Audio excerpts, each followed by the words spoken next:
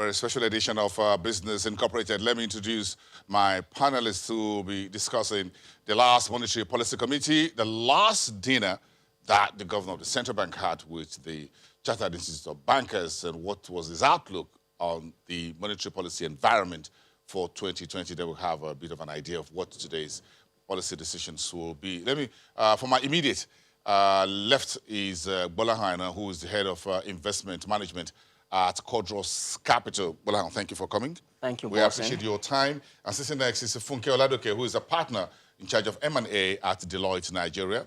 Good afternoon, madam. We appreciate your coming. And of course, on my far left is Tajuddin, who is from Chapel Hill, Denham. He's the head of research, by the way. Tajuddin Ibrahim. Good morning. Good morning. And good afternoon. Good afternoon. You know why? Because you were on the show yesterday morning, so we had a conversation. So you're here again this afternoon. Yes. Thank you for coming, my panelists. We'll need to have a very interesting conversation.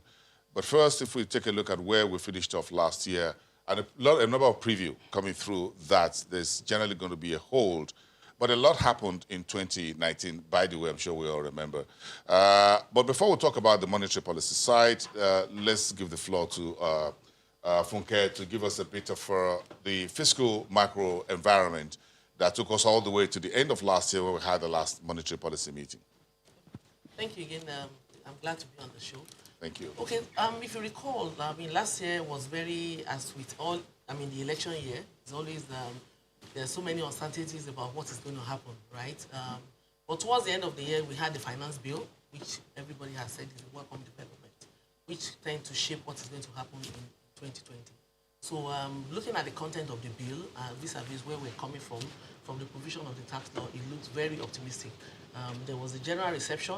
People are optimistic. People think this is is a step in the right direction, and we can only hope that if those, the provisions of those bills are implemented, the economy will definitely experience, the expected growth. So yes, last year we had because the change didn't come in on time, because it was something that was put together towards the end of the year. So really, we are very optimistic that at least by this year, the implementation will come in, and then we can have much what we've been expecting as the changes in the tax law. So very optimistic at least for this year, and as is where last year had gone, so people tend to, like, the first few months of the year were a bit of uncertainty, but for now I think people have calmed down. They've said that, look, we are here. Businesses have started showing interest again in Nigeria as well. I throw in a bit of macro into this first before we go monetary, Tajuddin. In terms of the early passage of the budget, was that a big tick-up or uptick for you as far as 2019 was concerned? So early passage of the budget 2020 is a major tick. It's positive. But if we flash back to 2019, we recall that probably due to political distraction, the capex leg of the budget for 2019 suffered. So there was no disbursement for the capital expenditure leg in the first half up until the first 9 months.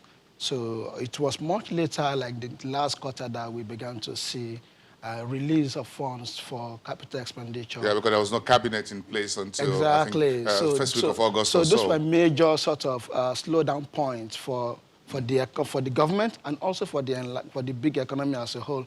Another thing that is like a downside on the budget front for last year is the fact that even the capex, the fund that was released for it was meant to just finance existing projects. So there were no new projects, that the capex funded last year. So those were major sort of downsides, for the government. Well, would you see 2019 on a fiscal side as a bit of a transition? In terms of, well, if you take the land border closure, do you see this as even if you put that in the basket, and you look at this early passage of the budget, do you think the administration was trying to make a change, kind of, in 2019, that we're beginning to see a bit of how that reflects? We had a new Economic Advisory Council in place towards the end of last year, I think Q4 or so. Do you think the administration was trying to make some changes, as it were, albeit not front-end announced, as it were?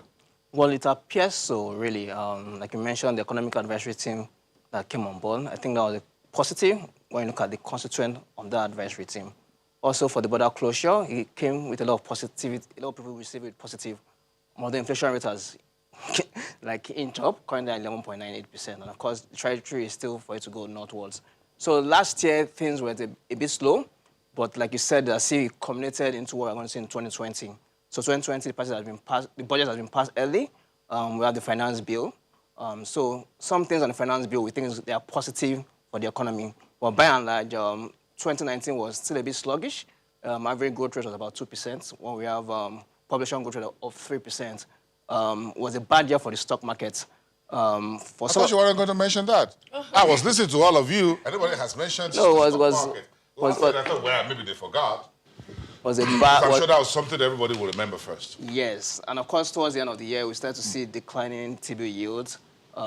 For individuals and local corporates, you can access the home market as well. So if you look at what the real return is for investors, now is a negative for people that are playing in the fixed income space. When you have inflation at 11.98%, and of course, you're having yields of fixed income instrument about 5%. So there's a bit of disincentive to put money in risk-free instruments or even commercial papers. So if you see people issuing commercial paper now, they're issuing around 6%, 7%. So really... Well, which is good for those corporates. Yeah, so it's good for the corporates, it's good for business owners, but for investors, not so good. Isn't that what the central bank governor spoke about in 2018? That they want to use the CRR, please lend to big corporates, let them do commercial papers. The government wants to take a back seat when it comes to the size of what is borrowing and the cost of such borrowings, Funke, isn't it? Yeah, that's it. But, you know, as with every policy, you know, there will always be the downside, right? So I think when you look at what the overall effect, you know, for me, I think it's still positive in terms of, you know, what does the government want to do and what has it been able to achieve. Now, when you have policy change or when you have, you know, things you want to do, there will always be the teething problems where you have the way the market will respond because, as you know, we are all used to there's a way things are done, right? Okay, so when there is a slight change, people tend to fight it, right? Tend to resist it. But again, like the CBN governor has said, this is what we want to achieve. And I think towards the end of last year, and which I expect that there will be more to be seen, even in 2020, the economy will open up, right?